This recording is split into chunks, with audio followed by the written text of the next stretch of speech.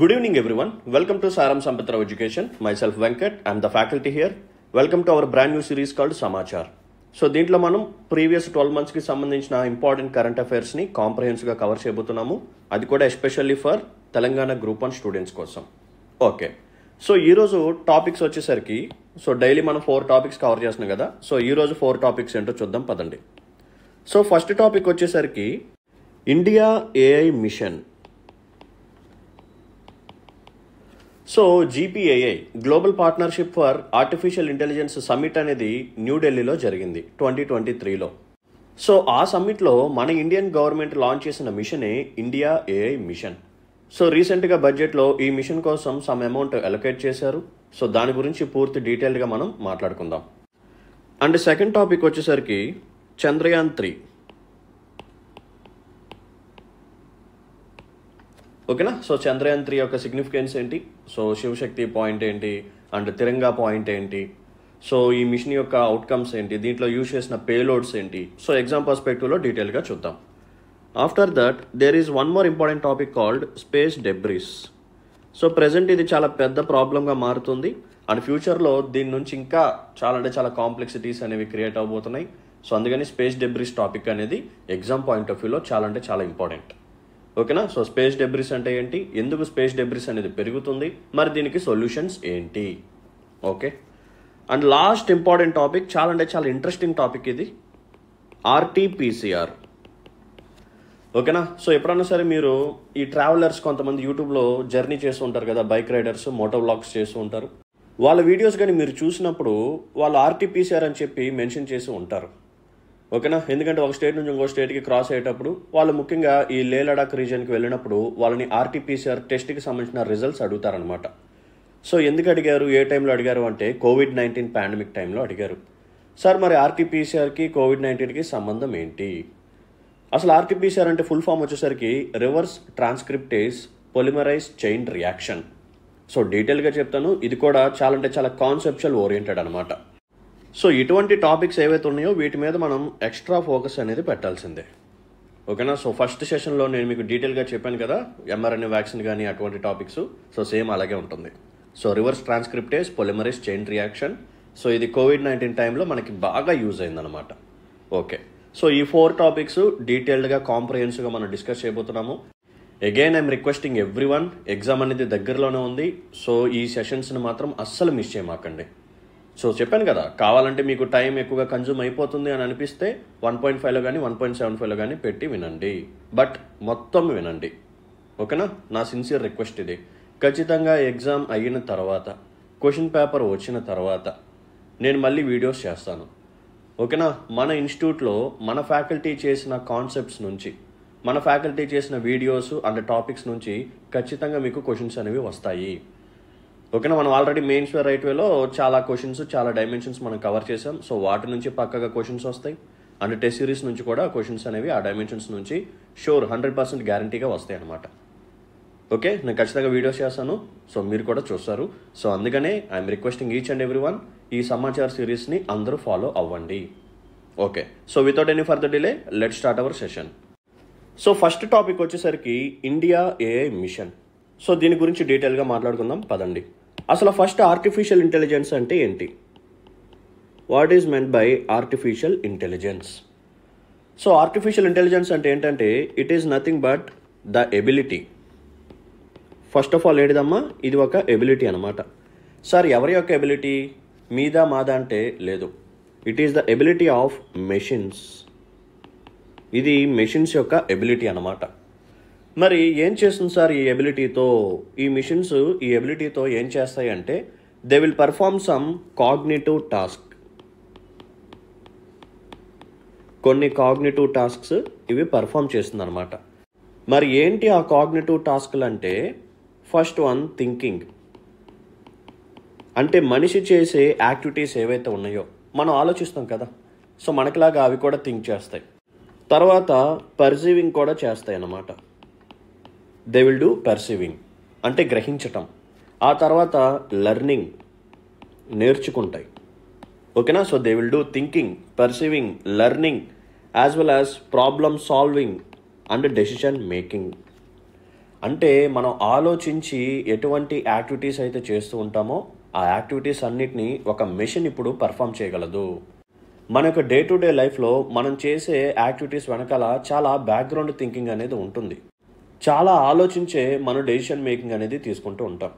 So same ఆ thinking process కానీ, learning capabilities కానీ, పర్సీవింగ్ కానీ, ప్రాబ్లమ్ సాల్వింగ్, డెసిషన్ మేకింగ్, ఈ కాగ్నిటివ్ టాస్క్లన్నీ ఒక మెషిన్ అనేది పర్ఫామ్ చేస్తుంది అనమాట. సో దాన్ని మనం ఆర్టిఫిషియల్ ఇంటెలిజెన్స్ అని చెప్పి పిలుస్తూ ఉంటాం. ఓకేనా? సో యాక్చువల్గా ఈ డెఫినేషన్ ఇచ్చింది ఎవరు అంటే ఇట్ వాస్ గివెన్ బై నీతి ఆయోగ్. ఓకేనా? సో మీరు డెఫినేషన్ కింద దీన్నే యూజ్ చేసుకోండి. సో ఆర్టిఫిషియల్ ఇంటెలిజెన్స్ అంటే it is nothing but it refers to the ability of machines to perform some cognitive tasks like thinking, perceiving, learning, problem solving and decision making. అంతే. So ఈ particular mission అనేది ఎందుకు న్యూస్లోకి వచ్చింది అంటే, so రీసెంట్గా మనకి 2023లో GPAI summit అనేది జరిగింది. ఓకేనా? GPAI సమ్మిట్ అనేది జరిగింది. ఎక్కడ జరిగింది? న్యూఢిల్లీలో జరిగింది అనమాట. It was held in New Delhi. So ఈ GPAI సమ్మిట్లో మన ఇండియన్ గవర్నమెంట్ ఒక మిషన్ని లాంచ్ చేసింది. ఆ మిషన్ పేరే India AI mission. So to be precise 2023లో ఎప్పుడు జరిగింది అంటే from 12th to 14th December. ఓకేనా? సో డిసెంబర్ మంత్లో జరిగింది 2023లో. సో ఈ డిసెంబర్లో జరిగిన సమ్మిట్లో మన ఇండియన్ గవర్నమెంట్ ఇండియా AI మిషన్ని అనౌన్స్ చేసింది. అండ్ రీసెంట్గా మన యూనియన్ క్యాబినెట్ ఏదైతే ఉందో ఇది అప్రూవల్ ఇచ్చిందనమాట. దేనికి అప్రూవల్ ఇచ్చింది? ఈ మిషన్కి అప్రూవల్ ఇచ్చింది. సో ఎంత బడ్జెట్ని అలొకేట్ చేశారు అంటే అరౌండ్ 10,372 crores అనమాట. అది కూడా 5 yearsకి. ఓకేనా? సో 5 yearsకి అరౌండ్ 10,300 crores అలొకేట్ చేశారు. For which mission? India AI mission. So అందుకని ఈ పర్టికులర్ మిషన్ అనేది న్యూస్లోకి వచ్చింది కాబట్టి దీని గురించి మనం డీటెయిల్గా మాట్లాడుకుందాం. Let's get in to it. So ఇప్పుడు నేను మీకు ఈ GPAI ఏదైతే ఉందో దీని గురించి కొంచెం బ్యాక్గ్రౌండ్ చెప్పాలని అనుకుంటున్నాను. సో ఖచ్చితంగా యూజ్ అవుతుంది. So please pay attention. ఓకేనా? సో GPAI సమ్మిట్ జరిగింది కాబట్టి దాంట్లో ఈ మిషన్ని మన ఇండియన్ గవర్నమెంట్ అనౌన్స్ చేసింది కాబట్టి అసలు ఈ సమ్మిట్ గురించి కొన్ని పాయింట్స్ మనం తెలుసుకుందాం. సో యాక్చువల్గా ఈ GPAI అంటే ఏంటంటే it stands for global partnership on AI. ఓకేనా? So GPAI stands for global partnership on artificial intelligence. So యాక్చువల్గా ఇది ఒక మల్టీ స్టేక్ హోల్డర్ ఇనిషియేటివ్. ఓకేనా? అంటే పబ్లిక్ అఫీషియల్స్ ఉంటారు as well as private officials ఉంటారు. నథింగ్ బట్ గవర్నమెంట్ సైడ్ నుంచి different ministries involve అవుతాయి. ఓకేనా? సో మినిస్టర్స్ ఇన్వాల్వ్ అవుతారు. అండ్ ప్రైవేట్ అఫీషియల్స్ అంటే ఎవరెవరు ఉంటారు అంటే అకాడమిషియన్స్, యూనివర్సిటీకి సంబంధించిన ప్రొఫెసర్స్, అంటే బయట నుంచి ప్రైవేట్ ఎక్స్పర్టీస్ని కూడా ఈ పర్టికులర్ GPAIలో మనం ఇన్వాల్వ్ చేస్తాము. ఓకేనా? సో ఇది ఒక multi stakeholder initiative which includes both public as well as private officials. So ఇది ఎందుకు తీసుకొచ్చారు అంటే to bridge the gap. So there is a gap. ఏంటి ఆ గ్యాప్? దేని మధ్య గ్యాప్ అంటే థియరీకి అండ్ ప్రాక్టీస్కి మధ్య గ్యాప్ ఉంది. దేనికి సంబంధించింది? ఆర్టిఫిషియల్ ఇంటెలిజెన్స్కి సంబంధించిన థియరీకి అండ్ దాని యొక్క ప్రాక్టీస్కి మధ్య ఉన్న గ్యాప్ని ఫిల్ చేయడానికే ఈ GPAI అనే దాన్ని తీసుకొచ్చారు. సో ఆర్టిఫిషియల్ ఇంటెలిజెన్స్ మీద మనకి థియరీ పరంగా చాలా నాలెడ్జ్ ఉంది, బట్ దాన్ని ప్రాక్టికల్గా తీసుకురాలేకపోతున్నాం. దాన్ని సొసైటీలో ఉన్న ప్రాబ్లమ్స్ని సాల్వ్ చేయడానికి అప్లై చేయలేకపోతున్నాం. సో అలా కాకుండా ప్రాక్టికల్గా మనం దాన్ని షిఫ్ట్ చేయడం కోసం, దాన్ని ట్రాన్స్ఫార్మ్ చేయడం కోసం, ఈ గ్యాప్ని బ్రిడ్జ్ చేయడం కోసం we brought an initiative called Global Partnership on Artificial Intelligence. ఓకేనా? రైట్. సో దీన్ని యాక్చువల్గా ఎవరు ఫస్ట్ ప్రపోజ్ చేశారు అంటే it was proposed by Canada as well as France. ఎప్పుడు ప్రపోజ్ చేశారు అంటే 2018లోనే దీన్ని ప్రపోజ్ చేశారు. ఎక్కడ ప్రపోజ్ చేశారు అంటే G7 సమ్మిట్లో ప్రపోజ్ చేయడం జరిగింది. సో ఈ G7 సమ్మిట్ నెంబర్ వచ్చేసరికి 44th. ఓకేనా? సో 44th G7 సమ్మిట్ అనేది 2018లో జరిగింది. సో ఈ సమ్మిట్లో కెనడా అండ్ ఫ్రాన్స్ గవర్నమెంట్స్ ఏం చేశాయి అంటే ఇలా GPAI అని చెప్పి ఒక ఇనిషియేటివ్ తీసుకొద్దామని చెప్పి వాళ్ళు ప్రపోజ్ చేశారు. సో వీళ్ళు ప్రపోజ్ చేసిన తర్వాత దీన్ని అఫీషియల్గా ఎప్పుడు లాంచ్ చేశారు అంటే it was launched in June 2020. ఓకేనా? రైట్. సో ఇక్కడ మనం ఇంకొక ఇంపార్టెంట్ పాయింట్ తెలుసుకోవాలి. సో దీన్ని June 2020లో లాంచ్ చేసినప్పుడు ఇండియా దీంట్లో మెంబర్గా ఉందా లేదా, లేకపోతే తర్వాత జాయిన్ అయ్యిందా, ఇది మనం తెలుసుకోవాలి. అండ్ ఆన్సర్ ఏంటంటే ఎస్, ఇండియా అనేది ఫౌండింగ్ మెంబర్ అనమాట. ఓకేనా, ఇండియా అనేది ఫౌండింగ్ మెంబర్.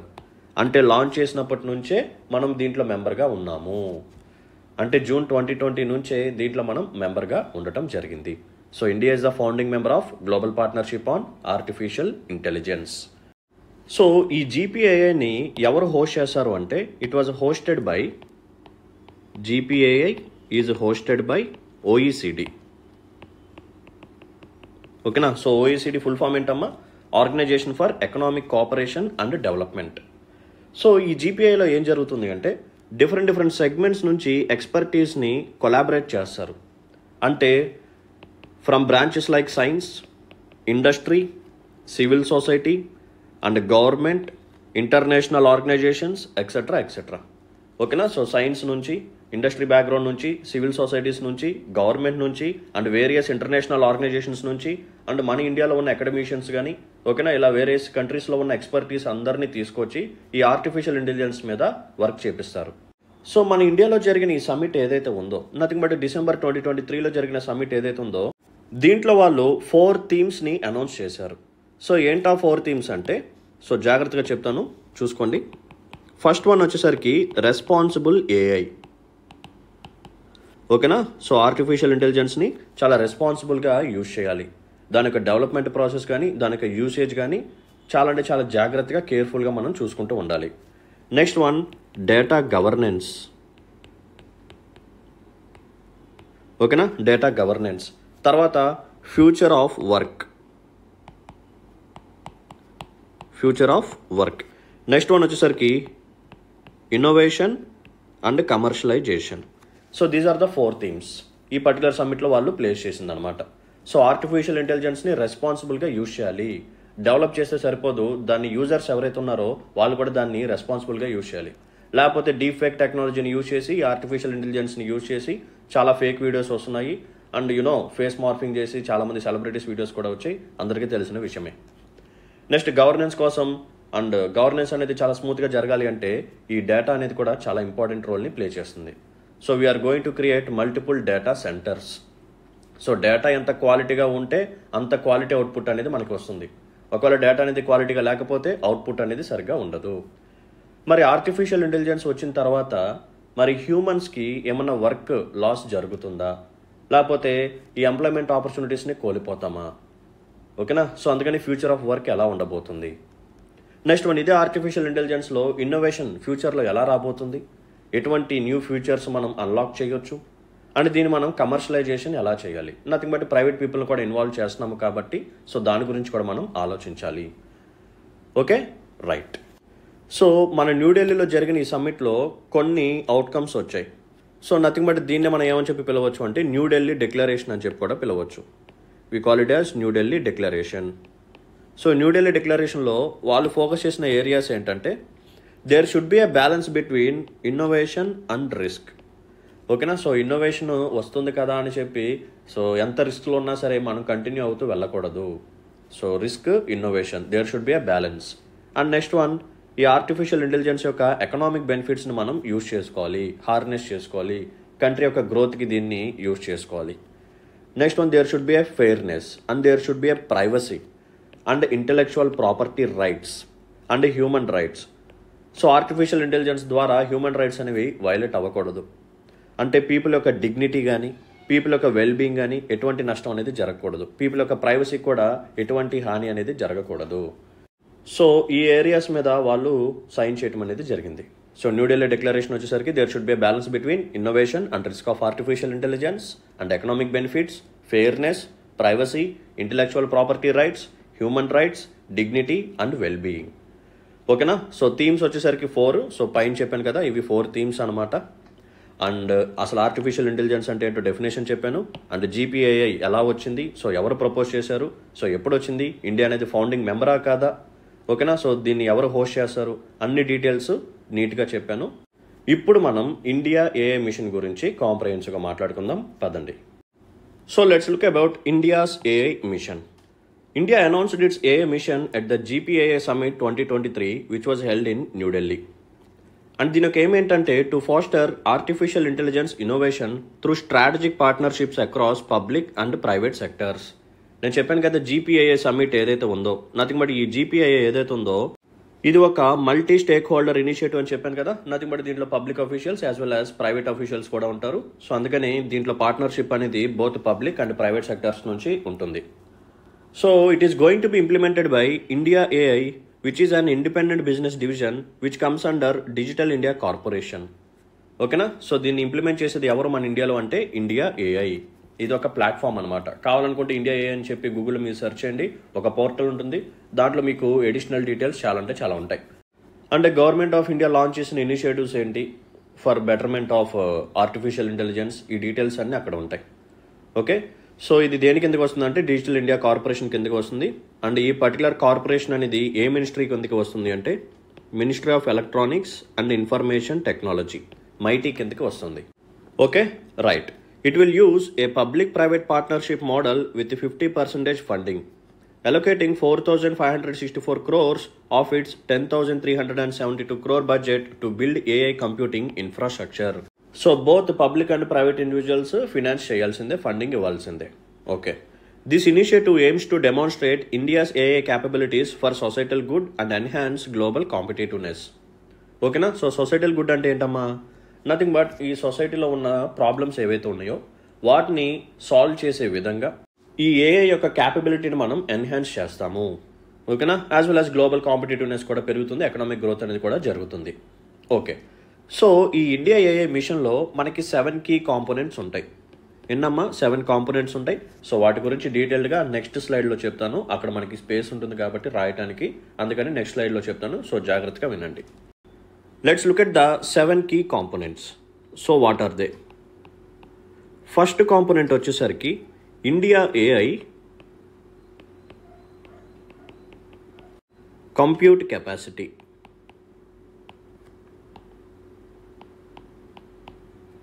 ఓకేనా. సో ఆర్టిఫిషియల్ ఇంటెలిజెన్స్కి సంబంధించిన కంప్యూటింగ్ కెపాసిటీ ఏదైతే ఉందో, అంటే పెద్ద పెద్ద ప్రాసెసింగ్ యూనిట్స్ మనకి కావాలి కాబట్టి సో మనకి కంప్యూట్ కెపాసిటీని ఇంక్రీజ్ చేయడానికి ట్రై చేస్తాం ఈ ఫస్ట్ కాంపోనెంట్ కింద. సో ఈ కాంపోనెంట్లో మనం ఏం చేస్తాము అంటే we are going to build an ecosystem. ఒక ఎకోసిస్టమ్ని బిల్డ్ చేస్తాం. సో ఈ ఎకోసిస్టంలో ఏముంటుంది అంటే 10,000 GPUs ఉంటాయి. ఓకేనా. 10,000 GPUs. GPU stands for graphics processing units. So ఈ జీపీయూస్ ఎక్కువగా ఉంటాయి కాబట్టి సో దట్ మన యొక్క కంప్యూటింగ్ కెపాసిటీ కూడా పెరుగుతుంది అనమాట. ఎందుకంటే ఆర్టిఫిషియల్ ఇంటెలిజెన్స్లో ఏం జరుగుతుంది, ఒక డేటా అనేది ఇన్పుట్ లాగా తీసుకుంటాం. ఓకేనా. డేటాని ఇన్పుట్ లాగా తీసుకుంటాము, దీన్ని ఏం చేస్తాము ప్రాసెస్ చేస్తాము, ప్రాసెస్ చేసి రిజల్ట్ని అవుట్పుట్ లాగా ఇవ్వటం అనేది జరుగుతుంది. సో ఇక్కడ పాయింట్ ఏంటంటే మన ఇన్పుట్గా ఇచ్చే ఈ డేటా ఏదైతే ఉందో ఇది చాలా లార్జ్ సైజులో ఉంటుందన్నమాట. హ్యూజ్ అమౌంట్ ఆఫ్ డేటాని మనం ప్రాసెసింగ్ చేస్తూ ఉండాలి. సో అంత హ్యూజ్ అమౌంట్ ఆఫ్ డేటాని మనం ప్రాసెసింగ్ చేయాలి అంటే మన యొక్క కంప్యూటింగ్ కెపాసిటీ కూడా చాలా ఎక్కువగా ఉండాలి. For that we are going to build an ecosystem which will comprise of 10,000 GPUs. Okay, perfect. ఇది first key component. Second component వచ్చేసరికి ఇన్నోవేషన్ సెంటర్. సో ప్రతిదానికి ఇండియా ఏఐ అనేది ట్యాగ్ లైన్ కామనే, సో అందుకని నేను రిపీట్ చేయట్లేదు. సో సెకండ్ వన్ వచ్చేసరికి India AI innovation centre.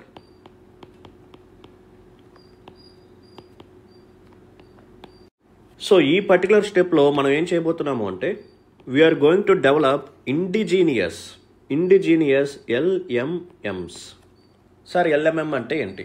It stands for large multi modal. Sir LMM ఏంటి, ఇదేం చేస్తుంది, దీనివల్ల యూజ్ ఏంటంటే చెప్తాను చూడండి.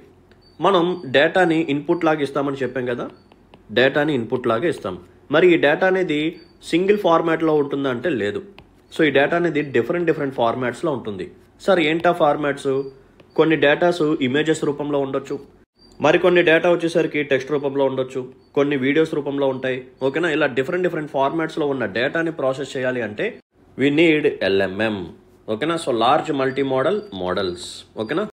అండ్ థర్డ్ కీ కాంపోనెంట్ వచ్చేసరికి India AI data set platform. So ఇంత మనం చెప్పుకున్నాం కదా, డేటా సెట్స్ని మనం ఏం చేస్తాము ఇన్పుట్స్ లాగా తీసుకొని సో దాన్ని ప్రాసెస్ చేసి, ఓకేనా, సో దాని నుంచి ఒక అవుట్పుట్ అనేది వస్తుంది. సో దానికి తగ్గట్టుగా మెషిన్ అనేది యాక్షన్స్ అనేవి పర్ఫామ్ చేస్తూ ఉంటుంది. సో డేటా సెట్స్ అనేవి మనకి క్వాలిటీగా ఉండాలి. Okay, it should be quality data set.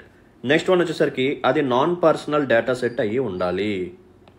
ఓకేనా. సో మన పర్సనల్ డేటా, మన ప్రైవసీ ఇష్యూస్ ఎక్కడ కాంప్రమైజ్ అవ్వకుండా ఉండాలి అంటే కేవలం నాన్ పర్సనల్ డేటా సెట్ మాత్రమే మిషన్స్కి అవైలబుల్గా ఉండాలి. అండ్ ఆ డేటా సెట్ అనేది క్వాలిటీగా ఉండాలి. ఓకేనా. ఒకవేళ డేటా సెట్ అనేది క్వాలిటీ లేకపోతే దాన్ని ప్రాసెస్ చేయటం, దాన్ని తగ్గట్టుగా యాక్షన్స్ని పర్ఫామ్ చేయటం చాలా కష్టంగా మారుతుంది. అండ్ ఇప్పుడిప్పుడే కొన్ని స్టార్టప్స్ వస్తున్నాయి కాబట్టి దేన్ని బేస్ చేసుకొని, ఆర్టిఫిషియల్ ఇంటెలిజెన్స్ని బేస్ చేసుకొని, సో ఈ స్టార్టప్స్ ఏవైతే ఉన్నాయో వాటికి కూడా క్వాలిటీ డేటా సెట్ని ప్రొవైడ్ చేయడం కోసం, వాటికి కూడా నాన్ పర్సనల్ డేటా సెట్ని ప్రొవైడ్ చేయడం కోసం ఈ డేటా సెట్ ప్లాట్ఫామ్ని తీసుకొచ్చారు. Okay, perfect. And fourth one వచ్చేసరికి India AI application development initiative. So దీంట్లో ఏం జరుగుతుందంటే ఆర్టిఫిషియల్ ఇంటెలిజెన్స్కి సంబంధించిన అప్లికేషన్స్ ఏవైతే ఉన్నాయో, ముఖ్యంగా క్రిటికల్ సెక్టర్స్ ఏవైతే ఉన్నాయో లైక్ హెల్త్ కేర్ కానీ, అగ్రికల్చర్ కానీ, మెడిసిన్ రిలేటెడ్ కానీ, ఇటువంటివి ఉన్నాయి కదా.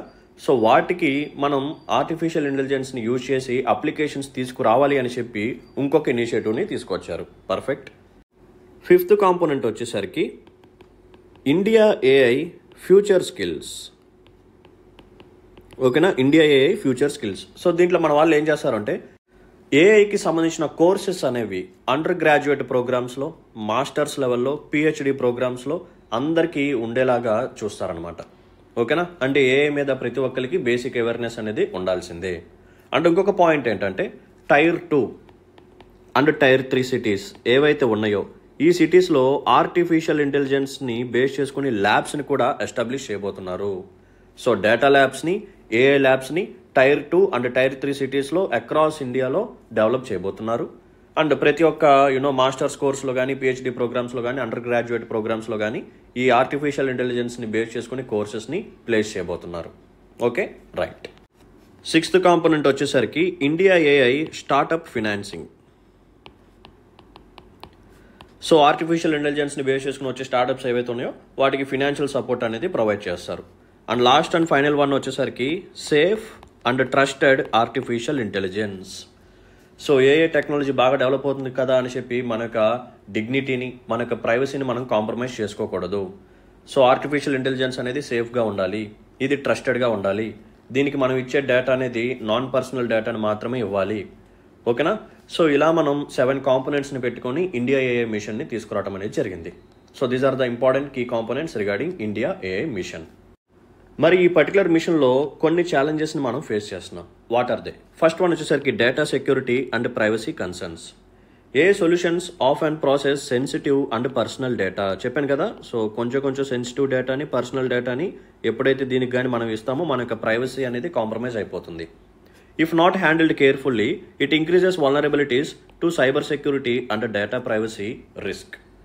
Next one, limited AI expertise.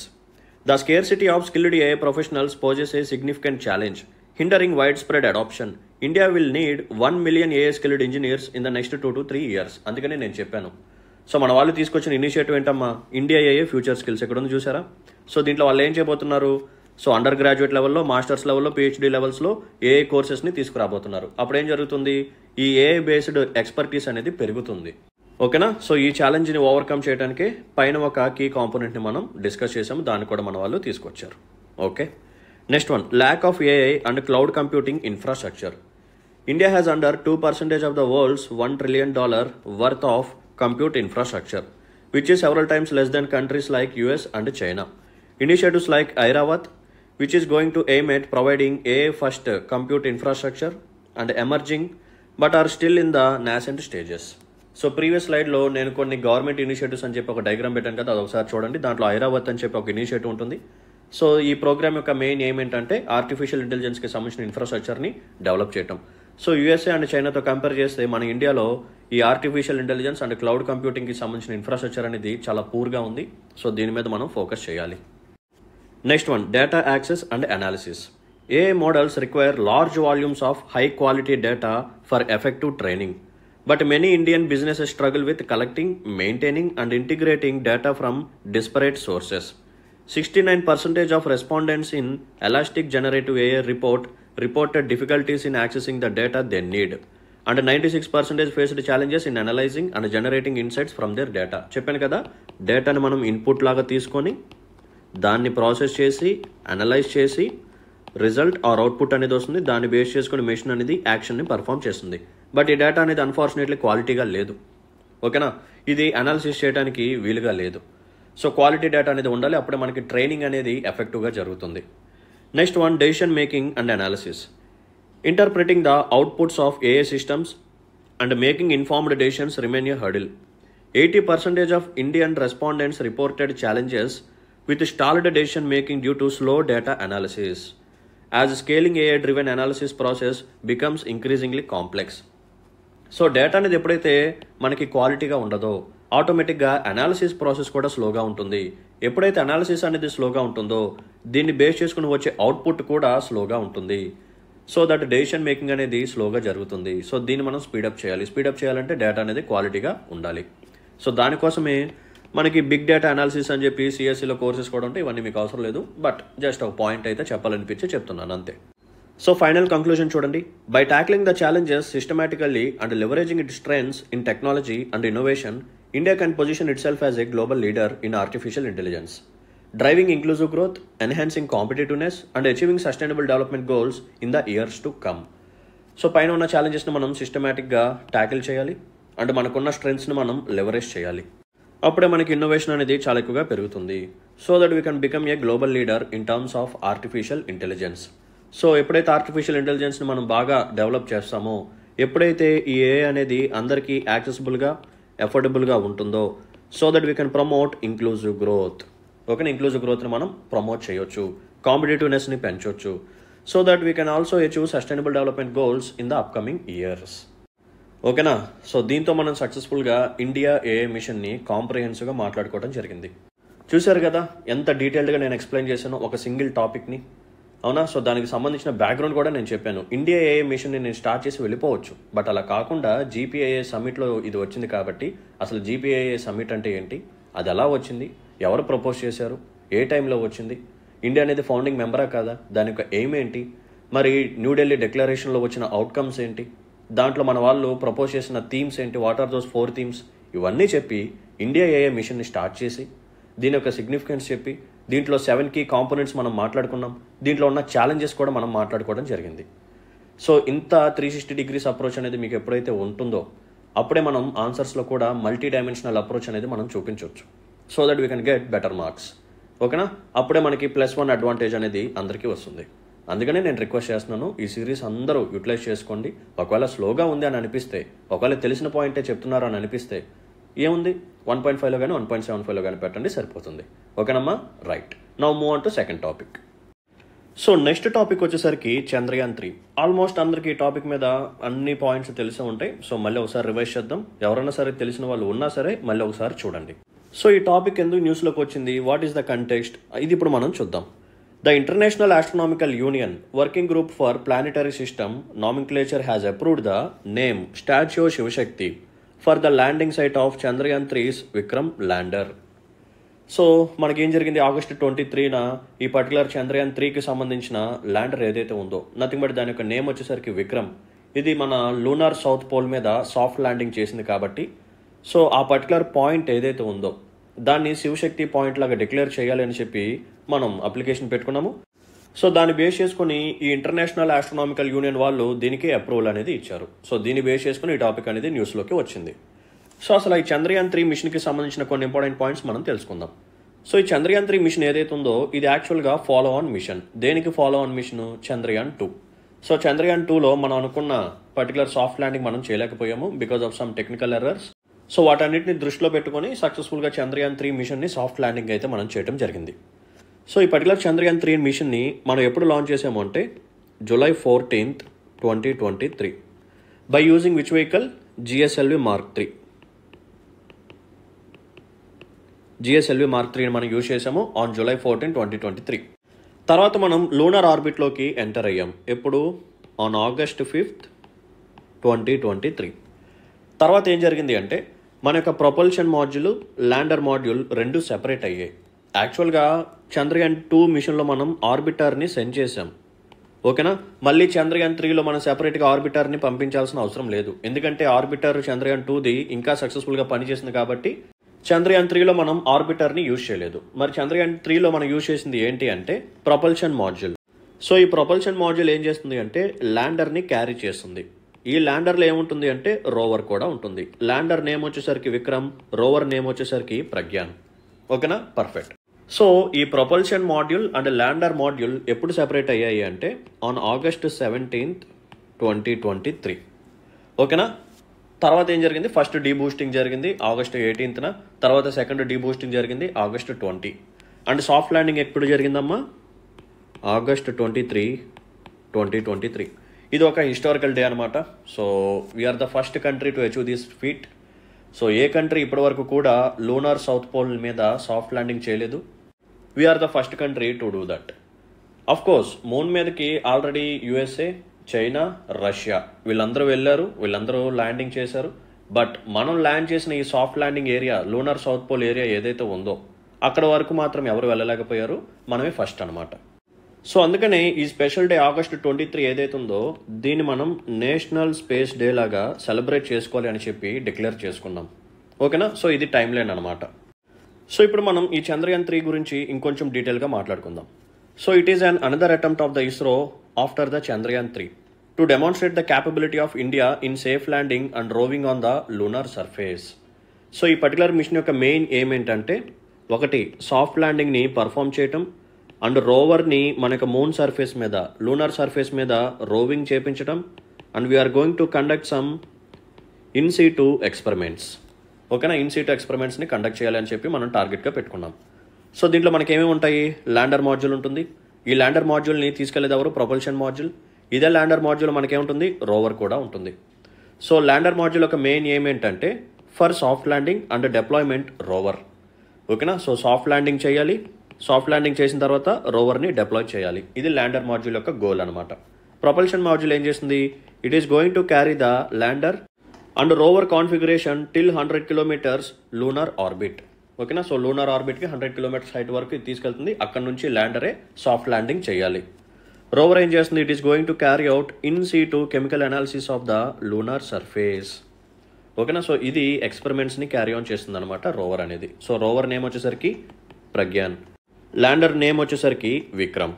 ఓకేనా, రైట్. ఈ మిషన్కి యూజ్ చేసిన లాంచ్ వెహికల్ వచ్చేసరికి LVM-3M4 శ్రీహరికోట నుంచి లాంచ్ చేశాము on July 14, 2023. So India become the 4th country along with United States, China and Russia to successfully perform a controlled landing on the moon. So గుర్తుపెట్టుకోండి, moon మీదకి already US, China, Russia వాళ్ళు soft landing చేశారు, బాగానే ఉంది. But మనం land చేసిన ఈ south lunar point ఏదైతే ఉందో అక్కడ మాత్రం ఇప్పటివరకు ఎవరు సాఫ్ట్ ల్యాండింగ్ చేయలేదు, మనమే ఫస్ట్ అనమాట. The spot where the Chandrayaan 3 Vikram lander made a soft landing named Shiv Shakti point. ఓకేనా, సో దీనికి అప్రూవల్ ఇచ్చింది ఇంటర్నేషనల్ ఆస్ట్రోనామికల్ యూనియన్. సో అందుకని ఈ పర్టికులర్ టాపిక్ అనేది న్యూస్లోకి వచ్చింది. The site where Chandrayaan 2 lander crash landed on the moon surface in 2019 named as Tiranga point. ఓకేనా, so Chandrayaan 2 point వచ్చేసరికి తిరంగా పాయింట్ అండ్ Chandrayaan 3 వచ్చేసరికి శివశక్తి పాయింట్.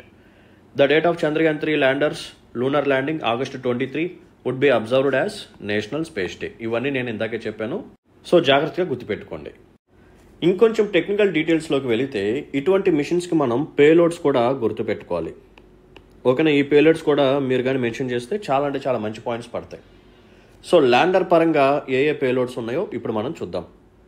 సో ల్యాండర్కి 4 పేలోడ్స్ అటాచ్ చేశారు. సో ఫస్ట్ వన్ వచ్చేసరికి radio anatomy of moon bound hypersensitive ionosphere and atmosphere. షార్ట్కట్లో we call it as RAMBHA. ఓకేనా, so radio anatomy of moon bound hypersensitive ionosphere and atmosphere. And second payload వచ్చేసరికి Chandra surface thermophysical experiment చాస్టి.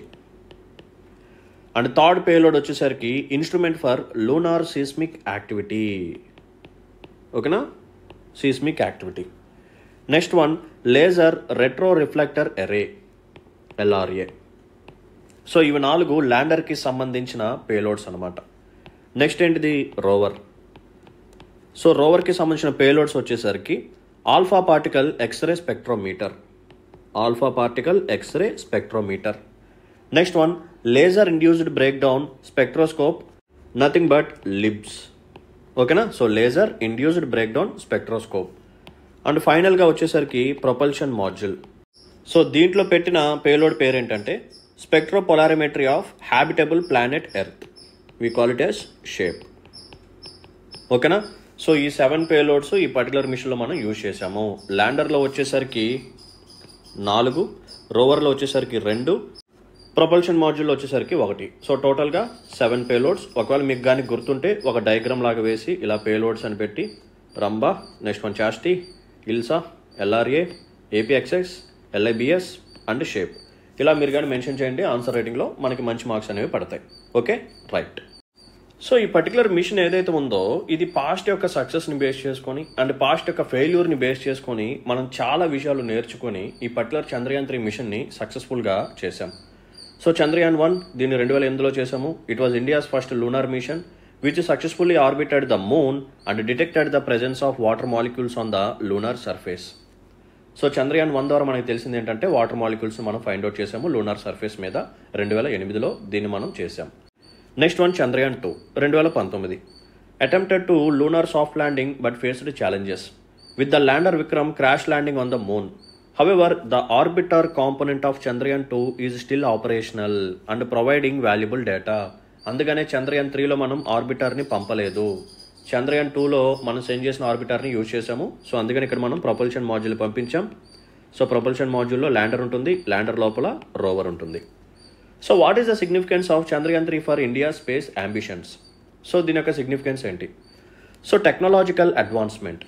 Chandrayaan 3 showcases India's progress in space technology, particularly in landing and rover deployment on the lunar surface, where only 37% soft landings so far have been successful. The mission incorporates lessons learned from Chandrayaan 2, specifically in improving the landing sequence and ensuring a successful touchdown. So Chandrayaan 3 mission అనేది మనకి ఎందుకు important అంటే ఇప్పటి వరకు ఈ moon మీద జరిగిన soft ల్యాండింగ్స్లో కేవలం 37% మాత్రమే సక్సెస్ఫుల్గా జరిగాయి. అంటే ఇంత తక్కువ సక్సెస్ రేట్ ఉన్నా సరే మనం ఇంకా రిస్క్ తీసుకొని ఈ లూనార్ యొక్క సౌత్ పోల్ మీద ల్యాండ్ చేయాలని చెప్పి టార్గెట్గా పెట్టుకున్నాం. సో టెక్నాలజికల్గా మన యొక్క క్యాపబిలిటీని మనం ప్రూవ్ చేసుకున్నాం. Next one future prospects. Vikram lander performed A hop experiment before it was put in to sleep in early September. According to ISRO, Vikram was commanded to fire it's engines. It rose up about by 40 centimeters and landed at a distance of 30 to 40 centimeters. ISRO claimed that this means that spacecraft could be used to bring samples back to Earth in the future. So ఫ్యూచర్లో దీన్ని బట్టి మనం ఏం అర్థం చేసుకోవచ్చు అంటే మన వాళ్ళు ఏం చేశారంటే ఈ విక్రమ్ని మళ్ళీ ఫైర్ చేశారు. సాఫ్ట్ ల్యాండింగ్ అయిపోయిన తర్వాత ఫైర్ చేశారు. 40 సెంటీమీటర్స్ హైట్ వరకు రైజ్ చేశారు. తర్వాత మళ్ళీ ఇంకొంచెం పక్కన ఒక 30 to 40 సెంటీమీటర్స్ డిస్టెన్స్లో మళ్ళీ ల్యాండ్ చేశారు. బాగానే ఉంది. దీన్ని బట్టి మనం ఏం అర్థం చేసుకోవచ్చు అంటే మనం మూన్ మీదకి ఒక స్పేస్ క్రాఫ్ట్ని పంపించి అక్కడ ఏదన్నా పార్టికల్స్ని శాంపిల్స్ని కలెక్ట్ చేసి దాన్ని మళ్ళీ ఎర్త్ మీదకి సెండ్ చేసే విధంగా మనకి ఫ్యూచర్లో అవకాశాలు ఉన్నాయని చెప్పి మనకి తెలిసింది. Next one scientific exploration. The mission aims to enhance our understanding of the moon surface, particularly its composition and geology, contributing to the global knowledge pool of lunar science. Chandrayaan 3's rover and lander are equipped with scientific instruments to perform in situ analysis and experiments, providing valuable data. ఓకేనా. So moon సర్ఫేస్ని అర్థం చేసుకోవడం కోసం ముఖ్యంగా దీని యొక్క composition and దీని యొక్క geology మీద మనం స్టడీస్ని కండక్ట్ చేసుకోవడానికి ఈ పర్టికులర్ మిషన్ అనేది యూజ్ అవుతుంది. సో ఇంత మనం మాట్లాడుకున్న ఈ పర్టికులర్ పేలోడ్స్ ఏవైతే ఉన్నాయో so nothing but they are scientific instruments. So వీటి ద్వారా మనం ఏం పర్ఫామ్ చేయొచ్చు అంటే ఇన్ సిటు అనాలిసిస్ని పర్ఫామ్ చేయొచ్చు, which will provide some valuable data regarding lunar surface. Next one చూడండి, economic implications. The mission underscores India's cost effective approach to space exploration. With Chandrayaan 3's బడ్జెట్ of around $75 million, showcasing ISRO's ability to achieve significant milestones within budget constraints. This can attract international clients for ISRO's commercial launch services, boosting India's space economy. So మన ఇస్రోకి ఒక name ఏంటంటే చాలా limited కాస్ట్లోనే మనం ఈ శాటిలైట్స్ని launch చేస్తాము. Okay, ఇటువంటి machines మనం చేస్తామని చెప్పి ఒక మంచి నేమ్ వచ్చింది. సో చంద్రయాన్ 3కి మనకైన బడ్జెట్ వచ్చేసరికి $75 million. సో ఇంత లిమిటెడ్ బడ్జెట్లో ఇంత సక్సెస్ఫుల్ మిషన్ చేసాము అంటే సో ఏం జరుగుతుంది తర్వాత ఈ ఇంటర్నేషనల్ వాళ్ళు కూడా అంటే ఇంటర్నేషనల్ క్లయింట్స్ కూడా మన దగ్గరికి వచ్చి వాళ్ళకి సంబంధించిన శాటిలైట్స్ని మనతో లాంచ్ చేయించుకుంటారు, ఆల్రెడీ చేస్తున్నారు కూడా. Next one, geo political implications. So China తన యొక్క డామినేషన్ని చూపిస్తుంది అన్ని డైమెన్షన్స్లో మన మీద. అది ట్రేడ్ పరంగా అవ్వచ్చు, లేకపోతే వాళ్ళ యొక్క ఎకానమీ పరంగా అవ్వచ్చు, లేకపోతే స్పేస్ ఎక్స్ప్లోరేషన్ పరంగా కూడా అవ్వచ్చు. సో ఇదే టైంలో మన యొక్క మిషన్ కూడా సక్సెస్ అయింది కాబట్టి మనం కూడా ఈ లూనార్ ఎక్స్ప్లోరేషన్లో ఒక కీ ప్లేయర్ లాగా మారాము. Next one, it is going to inspire innovation. Chandrayaan 3 serves as an inspiration for scientific and technological innovation within India, encouraging research and development in related fields.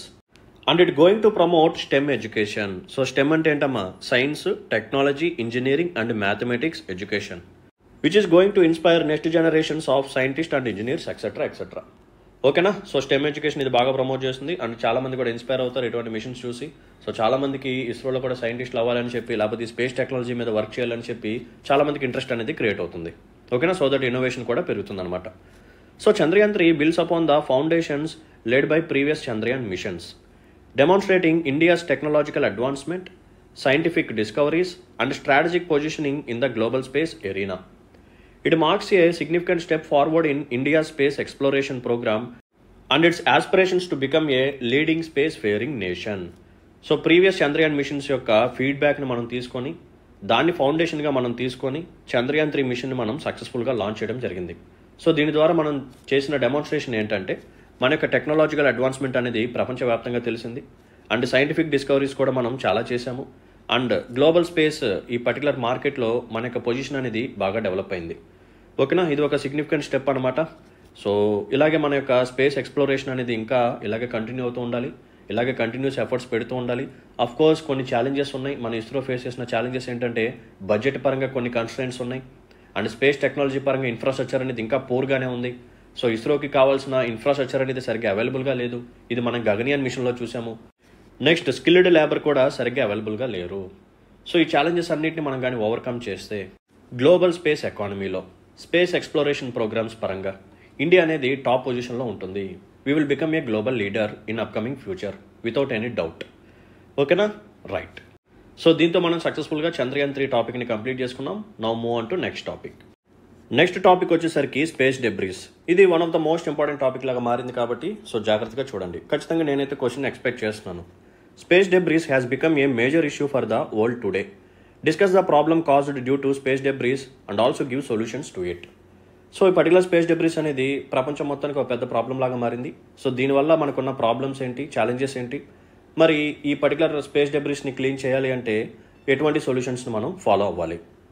At the 42nd annual meeting of the Inter-Agency Space Debris Coordination Committee, IADC, India represented by ISRO, which announced its goal to achieve debris-free space missions by 2030.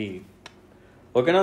So there is an annual meeting, 42nd annual meeting జరిగింది. దేనికి సంబంధించింది అంటే IADC. So IADC stands for inter agency space debris coordination committee. So దీంట్లో ఇండియాని represent చేస్తూ ఇస్రో వాళ్ళు పాల్గొన్నారు. వీళ్ళు ఏం చెప్పారు అంటే, ఎటువంటి డెబ్రిస్ లేకుండా డెబ్రిస్ ఫ్రీ స్పేస్ మిషన్స్ని మేము చేయబోతున్నాము, ఇది మా యొక్క గోల్ అని చెప్పి 2030 కల్లా పెట్టుకున్నారు. సో ఆ నేపథ్యంలో ఈ స్పేస్ డెబ్రిస్ అనే టాపిక్ అనేది వచ్చింది. సో దీని గురించి ఇప్పుడు మనం కాంప్రహెన్సివ్గా మాట్లాడుకుందాం పదండి. సో అసలు ఆ స్పేస్ డెబ్రిస్ అంటే ఏంటి? Space debris, it is also known as space junk, refers to non functional human made objects in space. It can refer to big objects such as dead satellites that have failed or been left in orbit at the end of their mission. It can also refer to smaller things like bits of debris or paint flecks that have fallen off a rocket. So ఈ space డెబ్రిస్ని మనం space junk అని చెప్పి కూడా పిలవచ్చు. ఇది non functional అనమాట. అంటే ఇప్పుడు మనం ఒక శాటిలైట్ని లాంచ్ చేసాం. శాటిలైట్ జీవితకాలం పనిచేయదు. ఓకేనా. ఒక 3 years, 2 years, 5 years అంతే.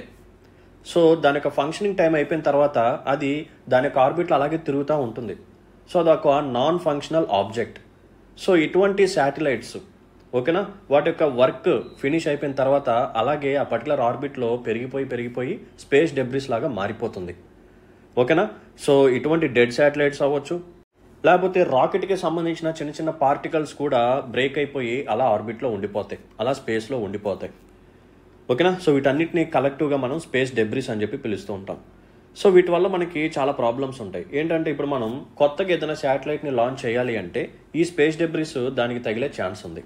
సో ఈ స్పేస్ డెబ్రిస్ తగలకుండా దాన్ని మనం క్యాలిక్యులేషన్ చేసి ఒక పర్టికులర్ పాయింట్లో ఫిక్స్ చేసి దానికి తగ్గట్టుగా మన యొక్క శాటిలైట్కి బూస్టింగ్ అనేది ఇస్తూ ఉండాలి. ఓకేనా. ఇది ఒక ప్రాబ్లం. సో ఇలాగే స్పేస్ జంక్ అనేది పెరిగిపోతే ఫ్యూచర్లో మనం శాటిలైట్స్ని లాంచ్ చేయడానికి చాలా ప్రాబ్లంగా మారిపోతుంది. సో అందుకని దీన్ని మనం ఖచ్చితంగా అడ్రస్ చేయాలి అని చెప్పి దీని మీద చాలామంది ఫోకస్ చేస్తున్నారు. ప్రైవేట్ పీపుల్ కూడా ఇన్వాల్వ్ అవుతున్నారు. ఓకేనా. ఇప్పుడు ఈ స్పేస్ ఎక్స్ కానీ ఇటువంటి ప్రైవేట్ స్టార్టప్స్ ఉంటాయి కదా, వాళ్ళు ఏం చేస్తారంటే ఈ స్పేస్ డెబ్రిస్ క్లీనింగ్ మిషన్స్ చేస్తారు. ఓకే, ఇప్పుడు ఇండియా ఉంది, ఇండియాకి సంబంధించిన కొన్ని శాటిలైట్స్ నాన్ ఫంక్షనల్గా ఉండిపోయాయి, అంటే దాని యొక్క సర్వీస్ ఫినిష్ అయిపోయింది, అలాగే ఆర్బిట్లో తిరుగుతూ ఉంది. సో దాన్ని రిమూవ్ చేయాలి అంటే ఇటువంటి స్టార్టప్స్తో మనం టైఅప్ అయ్యి వాళ్ళకి సమ్ అమౌంట్ కానీ మనం పే చేస్తే వాళ్ళు మన యొక్క స్పేస్ జంక్ని రిమూవ్ చేసేస్తారు. ఓకేనా, సో ఇటువంటి చాలా టెక్నిక్స్ ఉంటాయి, అవన్నీ నెక్స్ట్ మనం మాట్లాడదాం, డోంట్ వరీ. సో అసలు ఎందుకు స్పేస్ డెబ్రిస్ పెరుగుతుంది? First one, defunctional satellites. Non functional satellites stay in orbit as debris. Many are expected to fall back to Earth, but those in higher orbits may stay there forever. So దగ్గరగా ఉన్న ఆర్బిట్స్లోవి earth యొక్క అట్మాస్ఫియర్లోకి పడిపోతాయి. ఎప్పుడైతే earth యొక్క అట్మాస్ఫియర్లోకి enter అవుతాయో మన యొక్క air density పెరిగిపోయి అక్కడ ప్రెషర్ అనేది పెరిగి ఫ్రిక్షన్ అనేది పెరిగి ఆ పర్టికులర్ చిన్న చిన్న స్పేస్ డెబ్రిస్ ఈ శాటిలైట్స్ అనేవి బర్న్ అయిపోతాయి. ఓకేనా, అట్మాస్ఫియర్లోని బర్న్ అయిపోతే no issue. But heavier satellites ఏవైతే ఉన్నాయో, ముఖ్యంగా హయ్యర్ ఆర్బిట్స్లో పెట్టిన శాటిలైట్స్ ఏవైతే ఉన్నాయో అవి అలాగే ఆర్బిట్లో ఫర్ ఎవర్ ఉండిపోతాయి అన్నమాట. ఓకేనా, సో దీని ద్వారా ఈ స్పేస్ జంక్ అనేది కంటిన్యూస్గా పెరిగిపోతూనే ఉంటుంది. Next one, rocket stages. Spent rocket stages left in orbit can explode due to residual fuel, generating thousands of fragments. These stages contribute about 50% of the total mass of space debris. So majority of the space debris ఎక్కడి నుంచి వస్తుంది అంటే ఈ rockets నుంచి అనమాట. మనకి రాకెట్స్లో different stages ఉంటాయి కదా. ఇప్పుడు జిఎస్ఎల్వీలో కూడా solid stage, liquid stage, cryogenic upper stage ఇలా ఉంటాయి. సో ఫస్ట్ సాలిడ్ ఫ్యూల్ మనం యూజ్ చేస్తాం, బర్న్ చేసేస్తాం, అయిపోగానే దీన్ని రిమూవ్ చేసేస్తాం, ఇది స్పేస్లోకి వెళ్ళిపోతుంది. నెక్స్ట్ లిక్విడ్, ఇది కూడా అయిపోగానే మనం వదిలేస్తాం, ఇది కూడా స్పేస్లోకి వెళ్ళిపోతుంది. నెక్స్ట్ క్రయోజెనిక్ కూడా ఇలా వెళ్ళిపోతుంది అనమాట. కొన్ని వచ్చేసరికి మనకి అట్మాస్ఫియర్లో బర్న్ అయిపోతాయి, కొన్ని వచ్చేసరికి ఓషన్స్లో పడిపోతాయి, బట్ కొన్ని స్టేజెస్ మాత్రం ఇలాగే ఏమవుతుంది అంటే స్పేస్లో ఉండిపోతాయి. సో ఇలా ఉండిపోయినప్పుడు వీటిలో కొంచెం ఫ్యూయల్ అనేది మిగిలిపోయి ఉంటుంది. సో కొన్నిసార్లు ఏం జరుగుతుందంటే ఆ ఫ్యూయల్ అనేది బర్న్ అయ్యి ఈ పర్టికులర్ స్టేజ్కి సంబంధించిన ఆ పర్టికులర్ వెహికల్ ఏదైతే ఉందో, ఆ కాంపోనెంట్ ఏదైతే ఉందో అది ఇంకొంచెం బ్లాస్ట్ అయ్యి చిన్న చిన్న ఫ్రాగ్మెంట్స్ లాగా ఇలా ఆర్బిట్లో ఉండిపోతుంది అనమాట స్పేస్లో. ఓకేనా, సో ఈ రాకెట్ స్టేజెస్కి సంబంధించిన డెబ్రిసే ఎక్కువగా ఉంది. Okay, next one, fragmentation events. Over 560 recorded fragmentation events since 1961, mostly from explosion of satellites and rocket bodies due to left over fuel or mechanical failures have created numerous high velocity debris pieces. ఓకేనా, so ఈ satellites rocket bodies ఏవైతే ఉన్నాయో అవి explode అవడం ద్వారా because of కొంచెం fuel left over అయిపోవడం కానీ లేకపోతే కొన్ని మెకానికల్ ఫెయిల్యూర్స్ ద్వారా ఇవి బ్లాస్ట్ అయిపోయి ఇవి ఎక్స్ప్లోజన్కి గురయ్యి సో ఆ పర్టికులర్ పార్ట్ మొత్తం చిన్న చిన్న పీసెస్ లాగా మిగిలిపోయి చాలా ఫాస్ట్గా ఆ పర్టికులర్ ఆర్బిట్లో మూవ్ అవుతూ ఉన్నాయి. Next one, anti satellite test. Deliberate satellite destructions like 2007 Chinese Fengyun 1C test added approximately 25% to the trackable debris population at the time, as seen in graph. Tests by US, Russia have further added to the problem. So ఈ శాటిలైట్స్ని remove చేయడానికి, destroy చేయడానికి మన వాళ్ళు ఏం చేస్తున్నారు, కొన్ని టెస్టులు చేస్తున్నారు, బాగానే ఉంది. బట్ దీని ద్వారా ఏం జరుగుతుందంటే ఇంకా అడిషనల్గా స్పేస్ డెబ్రిస్ అనేది యాడ్ అవటం, ఇంకా ఈ ప్రాబ్లం అనేది సివియర్గా మారుతుంది. Next one, lost equipment. Tools and equipment accidentally dropped by astronauts during space walks or repairs become long-term space debris, posing risk to operational spacecraft. So ఈ ఆస్ట్రోనాట్స్ అప్పుడప్పుడు international space stations కానీ లేకపోతే satellites దగ్గరికి కానీ వెళ్ళి అక్కడ చిన్న చిన్న రిపేర్స్ కండక్ట్ చేస్తూ ఉంటారు. సో ఆ టైంలో కొన్ని ఈ టూల్స్ ఎక్విప్మెంట్ డ్రాప్ చేసేస్తున్నారు బై మిస్టేక్. సో అటువంటివి ఇలాగే స్పేస్లోకి యాడ్ అయిపోయి ఇవి కూడా స్పేస్ డెబ్రిస్లోకి యాడ్ అవుతున్నాయి.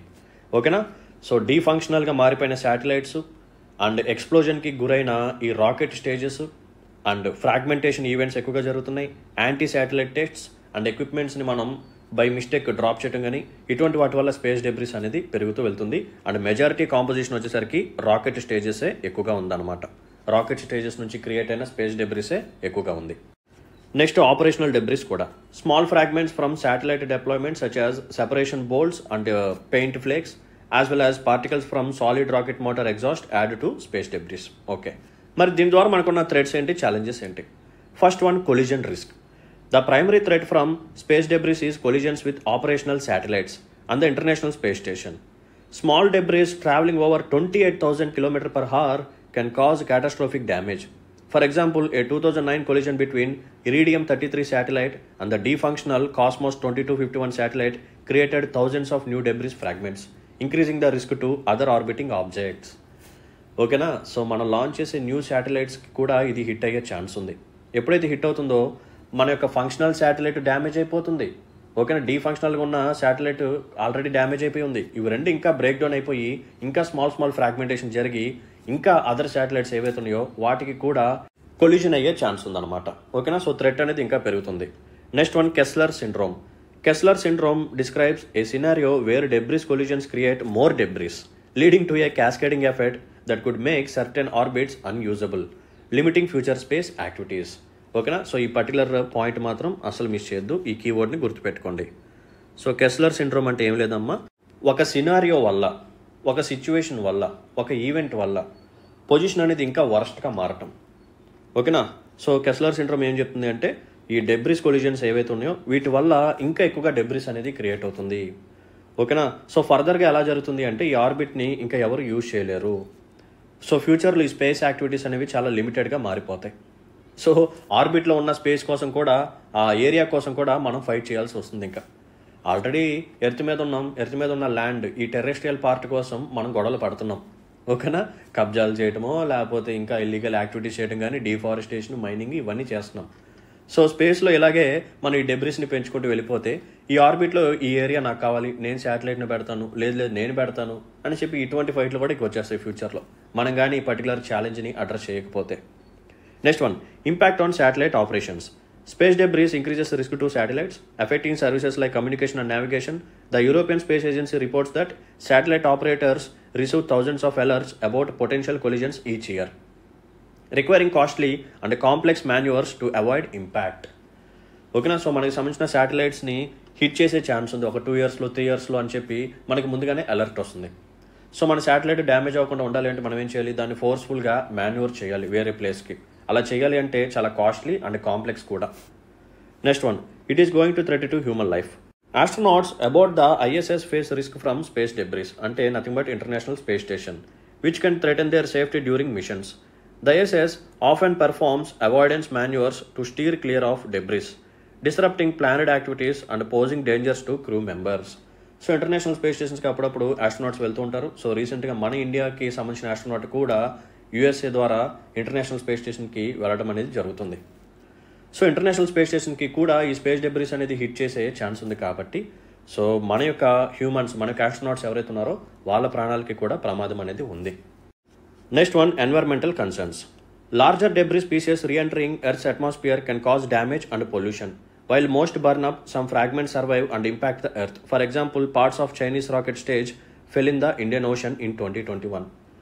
సో కొన్ని ఈ ఆబ్జెక్ట్స్ అనేవి అట్మాస్ఫియర్లోకి ఎంటర్ అయినప్పుడు బర్న్ అయిపోతే బాగానే ఉంటుంది. బట్ కొన్ని మాత్రం ఆ అట్మాస్ఫియర్ని క్రాస్ చేసి మన మీద కూడా పడే ఛాన్స్ ఉంది. సో 2021లో ఈ చైనాకి సంబంధించిన రాకెట్ స్టేజ్ అనేది మన ఇండియన్ ఓషన్లో పడింది. Next one, reduced orbital slots. The accumulation of debris limits available orbital slots for new satellites. చెప్పాను కదా, ఆ స్లాట్స్ కోసం కూడా మనం ఫైట్ చేయాల్సి వస్తుంది. As more countries and private entities launch satellites, the risk of space congestion increases, complicating future machines and potentially leading to more collisions. మరి దీనికి మెజర్స్ ఏంటంటే, first one, inter agency space debris coordination committee. ఇందాక committee మనం మాట్లాడుకున్నాం కదా meeting, so దాంట్లోనే మన ఇస్రో వాళ్ళు అనౌన్స్ చేశారు కాబట్టి సో ఇది ఒక మెజర్ అనమాట. Comprised of space agencies from 10 countries and European Space Agency adopted a consensus set of guidelines in 2002 to mitigate the growth of orbital debris population. ఇది ఒక కమిటీ అనమాట. సో దీంట్లో 10 countriesకి సంబంధించిన స్పేస్ ఏజెన్సీస్తో పాటు యూరోపియన్ స్పేస్ ఏజెన్సీ కూడా ఉంది. So వీళ్ళు కొన్ని గైడ్లైన్స్ పెట్టుకున్నారు. సో ఈ గైడ్లైన్స్లో ఏంటంటే కొన్ని మిటిగేటివ్ స్టెప్స్ ఉంటాయి. సో వాటిని ఫాలో అవ్వాల్సిందే. Next one, United nations committee on the peaceful uses of outer space adopted a consensus set of space debris mitigation guidelines based on the IADC guidelines in 2007, which were later endorsed by the United Nations General Assembly. So పైన వాళ్ళు పెట్టుకున్న గైడ్లైన్స్ని వీళ్ళు కూడా adapt చేసుకోవాలి, వీటిని కూడా implement చేయాలి అని చెప్పి వీళ్ళు కూడా చెప్పారు. Next one, act to debris removal. So there are some technologies that are being developed to remove large debris from orbit. Examples include remove debris, LSAD, ADRASJ, clear space 1 among others. ఓకేనా, ఇవన్నీ technologies అనమాట. వీటిని use చేసుకొని ఈ particular స్పేస్లో ఉన్న డెబ్రిస్ని మనం remove చేయొచ్చు. Next one, US space surveillance network.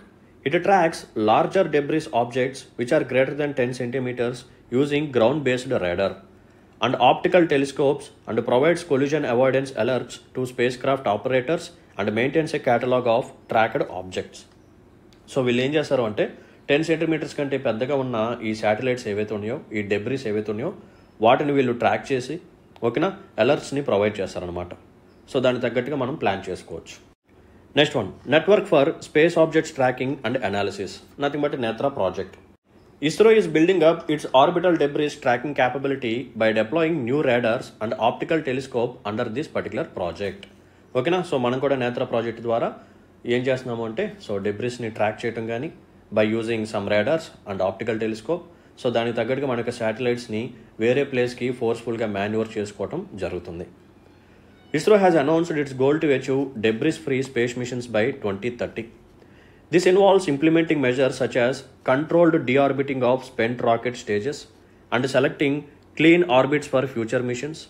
The commitment to a debris-free approach will require careful planning and additional resources, potentially impacting the timelines and cost associated with upcoming missions. So debris free space machine చేయాలి, అది కూడా 2030 కల్లా అని చెప్పి మన ఇస్రో వాళ్ళు announce చేశారు. So దీంట్లో ఏం జరుగుతుంది అంటే మనం పంపించిన ఈ రాకెట్ స్టేజెస్ ఏవైతే ఉన్నాయో వాటిని డీఆర్బిటింగ్ చేసేయాలి. ఓకేనా, అండ్ ఫ్యూచర్ మిషన్స్ కోసం మనం క్లీన్ ఆర్బిట్స్ని సెలెక్ట్ చేసుకోవాలి. దీని ద్వారా మనకేంటంటే కొంచెం కాస్ట్ అనేది పెరుగుతుంది, కొంచెం కాంప్లెక్సిటీస్ కూడా వస్తాయి, టైమ్ లైన్స్లో కూడా మార్పులు వస్తూ ఉంటాయి. సో వీటన్నిటిని మనం ఫేస్ చేయాల్సిందే తప్పదు. ఓకే, ఇప్పుడు నేను మీకు కొన్ని మెథడ్స్ చెప్తాను. ఈ స్పేస్ డెబ్రిస్ ఏదైతే ఉందో దీన్ని రిమూవ్ చేయడానికి కొన్ని మెథడ్స్ ఉంటాయి. సో వీటిని కూడా మీ యొక్క ఆన్సర్స్లో మెన్షన్ చేయండి, ఖచ్చితంగా మంచి మార్క్స్ పడతాయి. సో ఫస్ట్ మెథడ్ వచ్చేసరికి యాక్టివ్ డెబ్రిస్ రిమూవల్. యాక్టివ్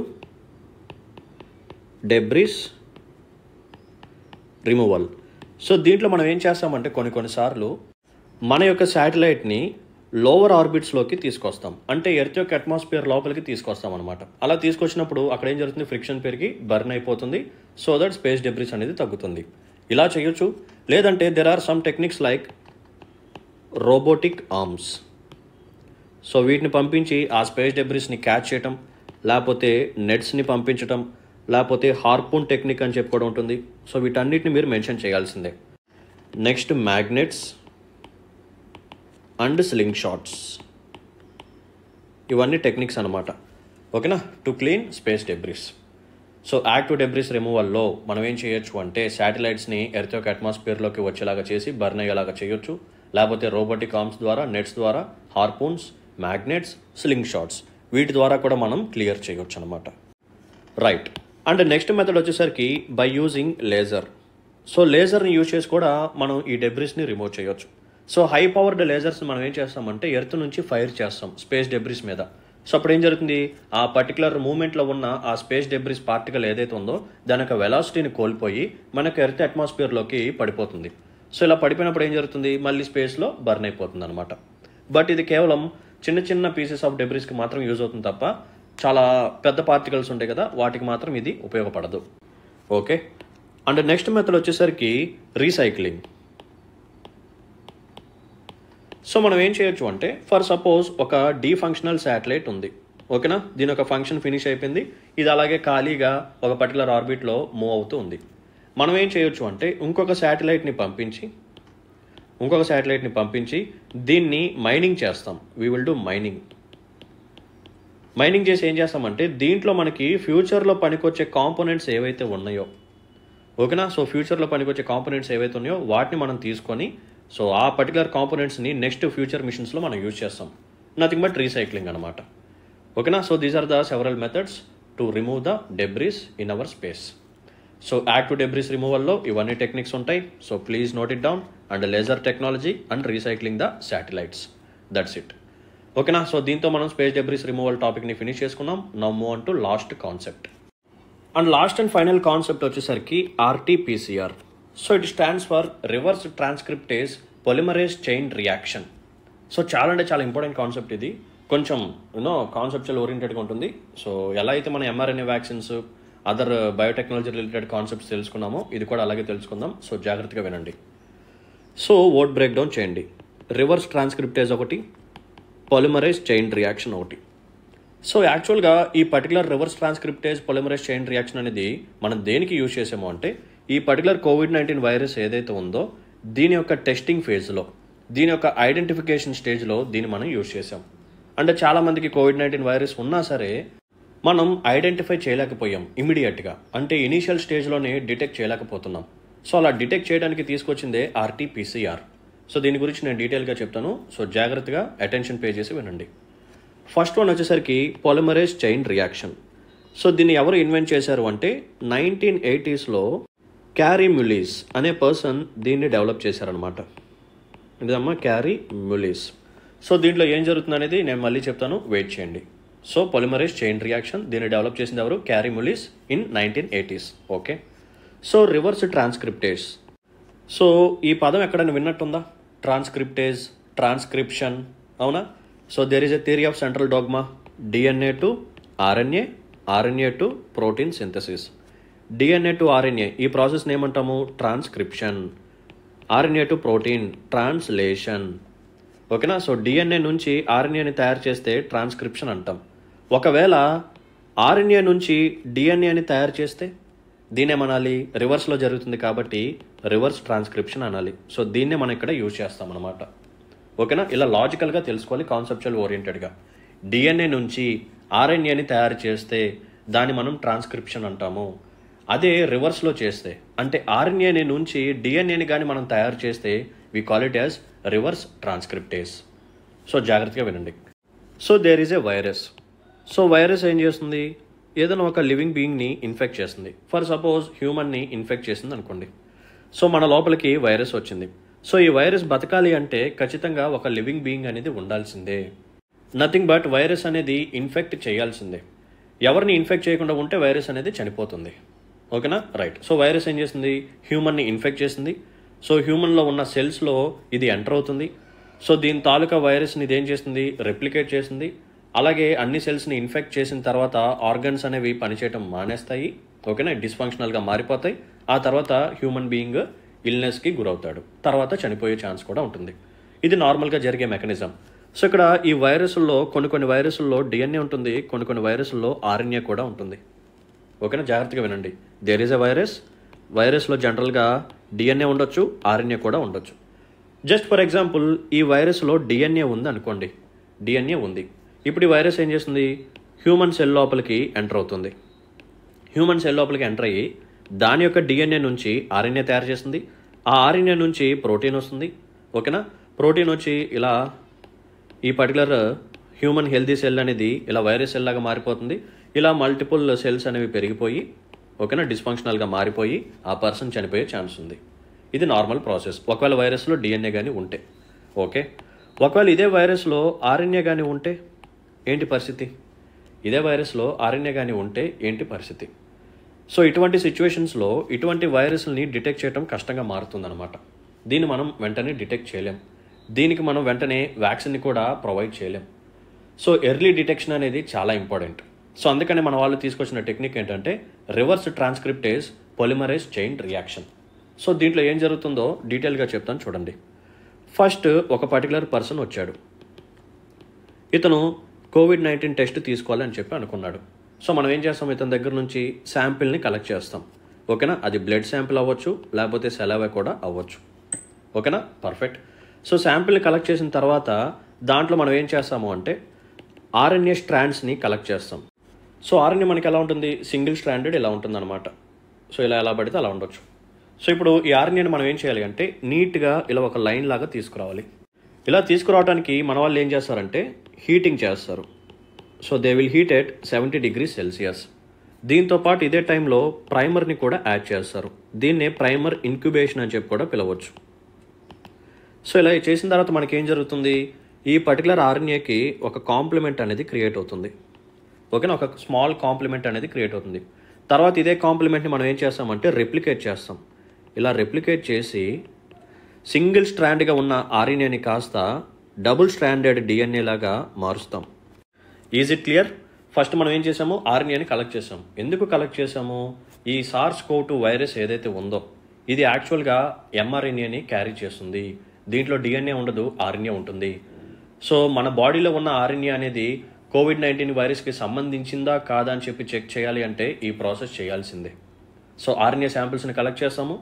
జనరల్గా ఈ ఆర్ఎన్ఏ అనేది ఇలా కండెన్స్డ్ ఫామ్లో ఉంటుందన్నమాట. సో దీన్ని ఒక స్ట్రైట్ లైన్లో తీసుకురావడానికి హీటింగ్ చేస్తాం. సో ఇదే టైంలో ప్రైమరీ ఇంక్యుబేషన్ చేయడం ద్వారా ఏం జరుగుతుందంటే ఇంకొక లింక్ అనేది మనం క్రియేట్ చేస్తాం. సో ఇప్పుడు ఏం జరిగింది, డబుల్ స్ట్రాండెడ్ డిఎన్ఏ అనేది క్రియేట్ అయిపోయింది. సో ఇప్పటి వరకు మనం చేసింది ఏంటంటే reverse transcription. So we are done with reverse transcription. ఏం చేసాము, ఇనిషియల్గా మన దగ్గర ఆర్ఎన్ఏ ఉంది, ఆర్ఎన్ఏ నుంచి మనం ఏం చేసాం, డిఎన్ఏని తీసుకొచ్చాం. సో ఈ ప్రాసెస్ని మనం రివర్స్ ట్రాన్స్క్రిప్షన్ అంటాం. సో నెక్స్ట్ చేయాల్సిన స్టెప్ ఏంటంటే పాలిమరైజ్ చైన్ రియాక్షన్. సో మన దగ్గర ఉన్న ఈ డిఎన్ఏ శాంపిల్ ఏం చేయాలంటే మల్టిపుల్ కాపీస్ లాగా జనరేట్ చేయాలి. సో దీనికోసం మనం ఏం చేస్తాము, పాలిమరైజ్ చైన్ రియాక్షన్ మిషన్ ఒకటి ఉంటుంది. సో దాంట్లో ఈ పర్టికులర్ డిఎన్ఏ శాంపిల్ పెడతాము. ఈ డిఎన్ఏ శాంపిల్కి మనం ఏం చేస్తామంటే కొన్ని ఫ్లోరోసెంట్ డైస్ని యాడ్ చేస్తాం, అంటే కలరింగ్ ఏజెంట్స్ అనమాట. సో ఇప్పుడు ఈ పర్టికులర్ డిఎన్ఏ స్ట్రాండ్ని మనం తీసుకెళ్ళి ఏం చేస్తామంటే థర్మోసైక్యులర్ మిషన్లో పెడతాం, నథింగ్ బట్ ఈ పీసీఆర్ మిషన్లో పెడతాం. పెట్టిన తర్వాత ఈ పర్టికులర్ డిఎన్ఏ జెనెటిక్ మెటీరియల్ని మనం బిలియన్స్ ఆఫ్ కాపీస్ని జనరేట్ చేస్తాము. ఓకేనా. So billions of copies generate అవుతాయి, ఇలా బిలియన్స్ ఆఫ్ కాపీస్ ఇలా జనరేట్ అవుతాయి. ఇలా జనరేట్ అయ్యేటప్పుడు ఒకవేళ ఇన్ కేస్ ఈ పర్టికులర్ డిఎన్ఏలో వైరల్ డిఎన్ఏ కానీ ఉంటే ఏం జరుగుతుంది, ఈ కాపీస్ అనేవి గ్లో అవుతాయి.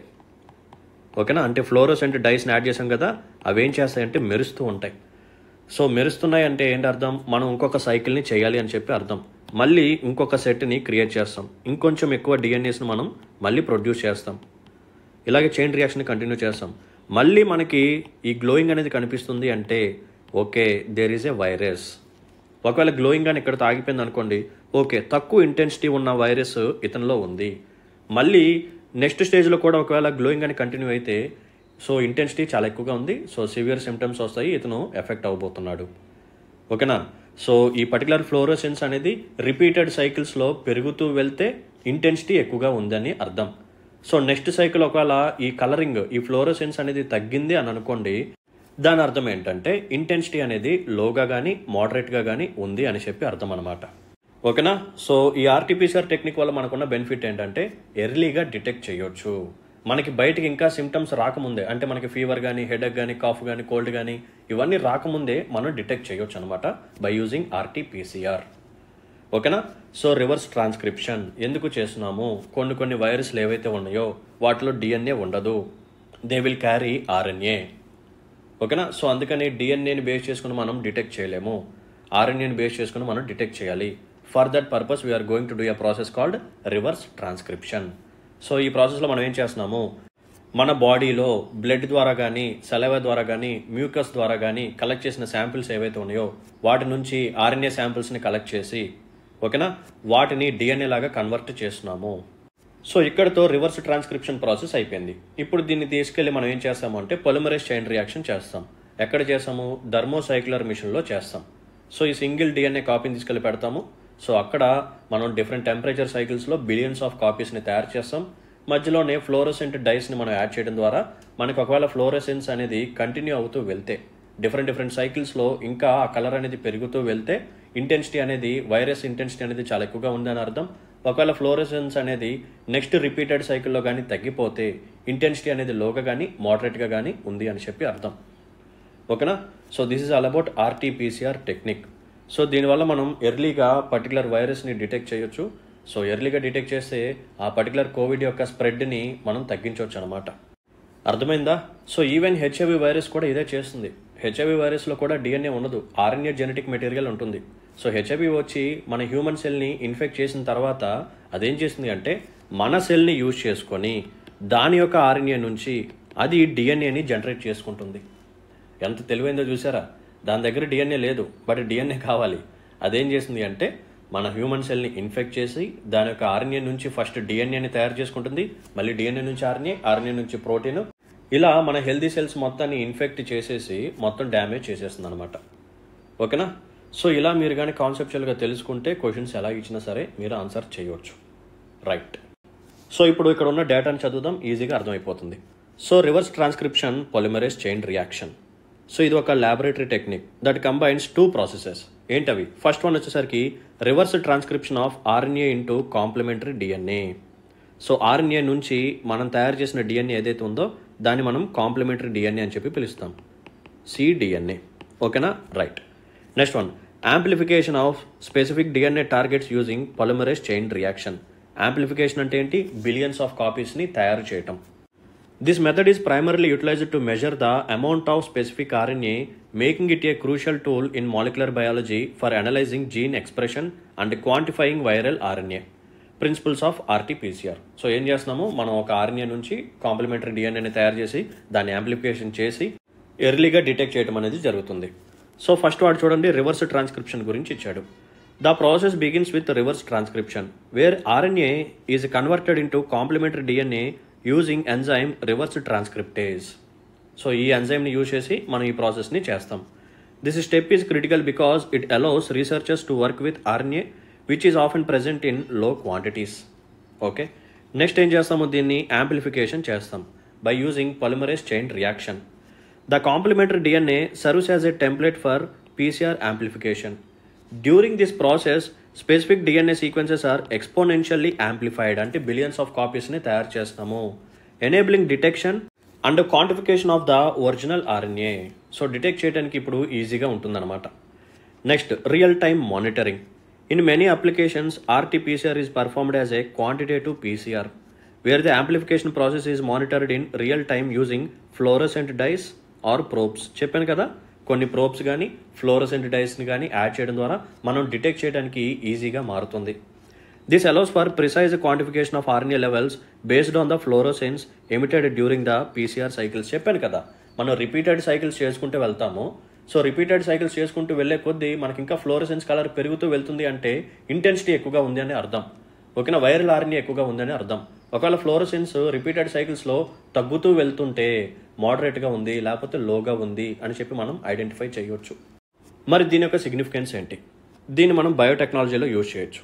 Polymerase chain reaction has played a essential role in various fields of molecular biology, genomics, including molecular cloning, DNA sequencing and gene expression analysis. Next one, law enforcement. It has revolutionised forensic investigations, allowing the identification of criminals from tiny traces of DNA evidence left at crime scenes. So ఈ polymerase chain reaction గురించి మనం మాట్లాడుకుంటే, చిన్న DNA sample దొరికింది అనుకోండి, దీన్ని ఏం చేస్తాము, యాంప్లిఫికేషన్ చేస్తాం, అంటే మల్టిపుల్ కాపీస్ లాగా చేస్తాము. సో అప్పుడు ఏం జరుగుతుంది, మనకి huge amount of genetic material వస్తుంది. అప్పుడు మనం సస్పెక్ట్స్ని తీసుకొస్తాము, సో ఐడెంటిఫై చేస్తాము, సో దట్ క్రిమినల్ అనేవాళ్ళు దొరుకుతారు. Next, disease control. PCR has also transformed clinical microbiology and infectious disease management by enabling the diagnosis of infectious diseases through the detection of pathogen DNA signatures. ఓకేనా, so వెంటనే detect చేయడానికి, దాని తర్వాత diagnosis చేయడానికి ఇది use అవుతుంది. Next, forensics and barcoding. It has facilitated paternity testing, genetic fingerprinting and DNA database for forensic identification. Also, PCR has enabled the DNA barcoding of species, catalyzing metagenomic studies of environmental microbial diversity. So కొంతమంది DNA టెస్టులు కూడా చేపిస్తారు పిల్లలకి, so biological father ఎవరు అని చెప్పి తెలుసుకోవడానికి. So అటువంటి విషయాలు కూడా పాలిమరేస్ చైన్ రియాక్షన్ ఉపయోగపడుతుంది అనమాట. లేకపోతే ఫింగర్ ప్రింటింగ్ కూడా యూజ్ చేయొచ్చు. అలాగే డేటాబేస్ లాగా కూడా మనం కలెక్ట్ చేసి స్టోర్ చేసుకోవచ్చు ఈ మైక్రోబియల్ డైవర్సిటీ మీద వేరియస్ స్టడీస్ అండ్ రీసెర్చ్ చేయడానికి. మరి దీని యొక్క అప్లికేషన్స్ చాలా ఉన్నాయి. ఫస్ట్ వన్ వచ్చేసరికి medical diagnostics. RT-PCR is used to detect trace amounts of viral or bacterial DNA or RNA in patient samples. Thus, it can be employed in diagnosis of infectious diseases like COVID-19, HIV and hepatitis, even Ebola also. ఎబోలాకి కూడా ఇది use అవుతుంది. నేను చెప్పాను కదా, COVID-19 గురించి చెప్పాను, HIV గురించి కూడా ఎగ్జాంపుల్ చెప్పాను, ఎబోలా అండ్ హెపటైటిస్కి కూడా దీన్ని మనం యూజ్ చేయొచ్చు. Next, clinical research. RT-PCR is used to analyze gene sequences and mutations associated with genetic disorders like cystic fibrosis and thalassemia, which is crucial for developing diagnostics and treatments. So కొన్నిసార్లు mutations జరుగుతాయి. For suppose ఇది మన యొక్క DNA అనుకోండి, ఓకేనా, ఇది మన యొక్క డిఎన్ఏ. అప్పుడప్పుడు ఏం జరుగుతుంది అంటే కొన్ని డ్యామేజెస్ జరుగుతూ ఉంటాయి, ఓకేనా, డ్యామేజెస్ జరుగుతూ ఉంటాయి. జరిగిన తర్వాత ఇక్కడ రిపేర్ ఏదైతే ఉందో ఈ ప్రాసెస్ ఆటోమేటిక్గా జరుగుతుంది.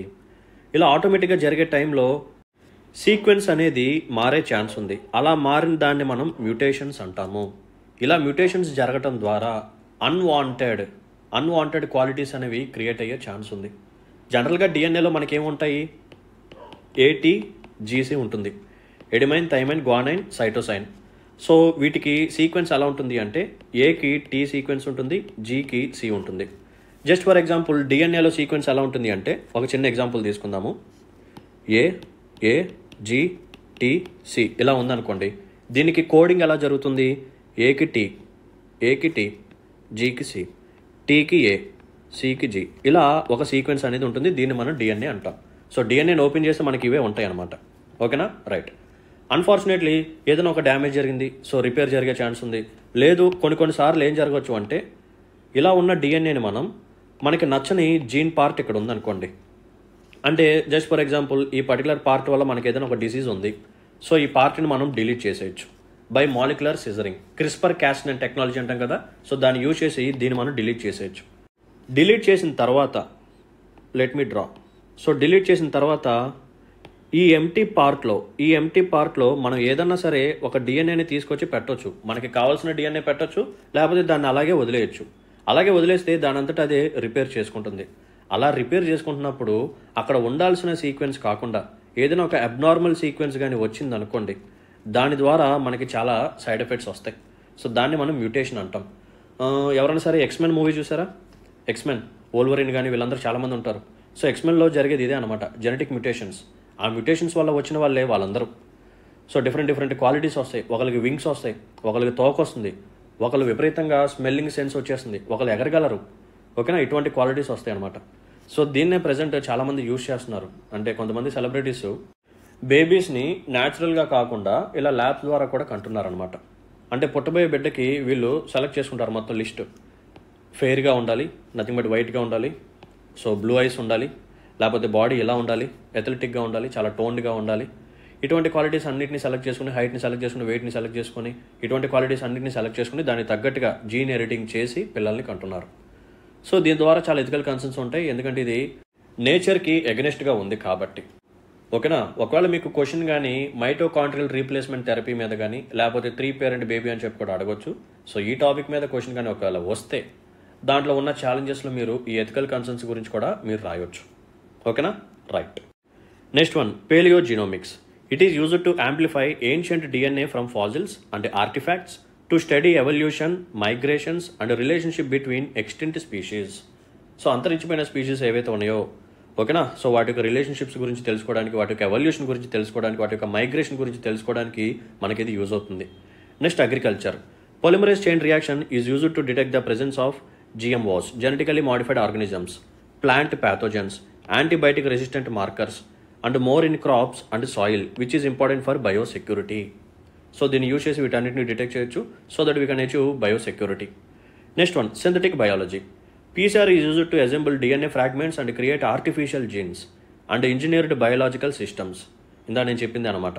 Next one, metagenomics. It is used to sequence microbial communities in environmental samples to catalogue biodiversity. ఓకేనా? సో ఈ మైక్రోబియల్ కమ్యూనిటీస్ ఏవైతే ఉన్నాయో వాటిని సీక్వెన్స్ చేయడానికి, ముఖ్యంగా ఎన్విరాన్మెంటల్ శాంపిల్స్ విషయంలో ఇక్కడ ఇది యూజ్ అవుతుంది అనమాట. సో ఈ పర్టికులర్ పొలిమరేజ్ చైన్ రియాక్షన్ ఏదైతే ఉందో దాన్ని తీసుకొచ్చిన ఈ పర్టికులర్ పర్సన్ క్యారీ మ్యూలిస్ ఎవరైతే ఉన్నారో, సో అతనికి నోబెల్ ప్రైజ్ కూడా వచ్చిందనమాట కెమిస్ట్రీ కేటగిరీలో. సో చూడండి, Mullis received the Nobel prize in chemistry for his invention of the polymerase chain reaction technique. So దీని ద్వారా ఏం జరుగుతుందంటే we can amplify DNA sequences. So ఈ ఫౌండేషనల్ వర్క్ నుంచే మనకి RT-PCR టెక్నిక్ అనేది వచ్చిందనమాట. సో ఆయన తీసుకొచ్చింది పొలిమరేజ్ చైన్ రియాక్షన్ మాత్రమే. సో దానికి మనం రివర్స్ ట్రాన్స్క్రిప్షన్ యూజ్ చేసి సో ఈ RT-PCR టెక్నిక్ని తీసుకొచ్చాము. సో ఎర్లీగా మనం ఈ పర్టికులర్ COVID-19ని కానీ, ఎబోలా వైరస్ని కానీ, HIVని కానీ డిటెక్ట్ చేయొచ్చు అనమాట. So the RT-PCR reverse transcriptase polymerase chain reaction is an indispensable technology across divorce domains including medicine, forensic science, biological research, agriculture and biotechnology. Its sensitivity and specificity to amplify trace amounts of DNA has wide-ranging applications. అవన్నీ మనం ఇప్పుడు చూసాము. ఓకేనా? So agriculture పరంగా, biology పరంగా, forensics పరంగా, medicine పరంగా, biotechnology, ఇలా మల్టిపుల్ డైమెన్షన్స్లో దీని యొక్క అప్లికేషన్స్ ఉన్నాయి. So this is the importance of RT-PCR. చూసారా? ఇలా కాన్సెప్చువల్గా మీరు కానీ నేర్చుకుంటే నెక్స్ట్ మీరు ఏ మెటీరియల్ చదివినా సరే, ఏ డాక్యుమెంట్ చదివినా సరే మీకు ఒక అండర్స్టాండింగ్ అనేది వస్తుంది. సో రివర్స్ ట్రాన్స్క్రిప్షన్ అనే పదం మీరు కానీ విని ఉంటే ఇంతకు ముందు మీకు అంత ఐడియా వచ్చేది కాదు. But after listening all those basics, DNA నుంచి RNA నుంచి ప్రోటీన్, ట్రాన్స్క్రిప్షన్, ట్రాన్స్లేషన్, సో రివర్స్లో వెళ్తున్నాం కాబట్టి, RNA నుంచి DNAకి వెళ్తున్నాం కాబట్టి రివర్స్ ట్రాన్స్క్రిప్షన్ అంటున్నాము. ఈ పర్టికులర్ పాయింట్స్ అన్ని మీకు కానీ తెలిస్తే ఈజీగా మీకు కాన్సెప్చువల్ క్లారిటీ అనేది మీ అంతటి మీరు చదివినా వచ్చేస్తుంది. ఓకేనా? సో దీంతో ఈరోజు మనం 4 ఇంపార్టెంట్ టాపిక్స్ని కవర్ చేసుకోవడం జరిగింది. And thanks for watching this video. Last వరకు చూసినందుకు ఇలాగే రెగ్యులర్గా కంటిన్యూ చేయండి. ఖచ్చితంగా మీకు మంచి మార్క్స్ అనేవి వస్తాయి. అండ్ ఇలాగే పాజిటివ్ సపోర్ట్ చూపిస్తుండండి. సో దట్ అప్కమింగ్ సెషన్స్లో ఇలాగే మీకు కాన్సెప్చువల్ క్లారిటీ అనేది ఇంకా ఎక్కువగా ఇస్తూ ఉంటాను. Right, let's call it a day then. మీకు కానీ నాకు ఎక్స్ప్లెనేషన్ కానీ నచ్చినట్టయితే, ఇటువంటి సెషన్స్ నా నుంచి మరిన్ని కోరుకున్నట్టయితే please hit the like button and మీకు వాల్యుబుల్ కామెంట్ మెన్షన్ చేయండి. అండ్ మీ ఫ్రెండ్స్ అండ్ ఫెలో ఆస్పిరెంట్స్కి మన వీడియోస్ని షేర్ చేయండి. So see in the next session. Until then take care. Bye. Jai Hind.